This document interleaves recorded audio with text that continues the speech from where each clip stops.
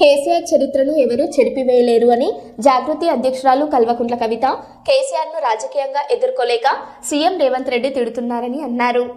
ఉద్యమంలో మనందరం చేసిన ఉద్యమాలకు మనకంటూ ఒక పేజీ ఉంటుంది, ఒక చరిత్ర ఉంటుంది. కేసీఆర్ గారికి మాత్రం ఒక పుస్తకమే ఉంటుంది.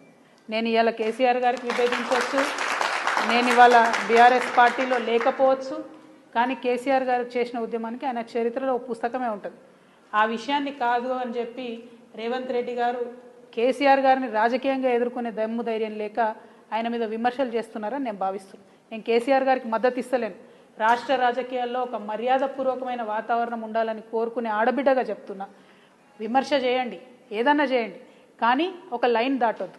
రేవంత్ రెడ్డి గారు అన్ని లైన్లు దాటి ఒక జాతిని పట్టుకొని మాట్లాడుతూ ఉన్నారు. నేను నిన్న కూడా చెప్పిన అది కరెక్ట్ కాదు. ఏ జాతిని ఎవరు కూడా అవమానించకూడదు. అన్ని జాతులకు మనం గౌరవం ఇచ్చుకుంటేనే బాగుంటుంది.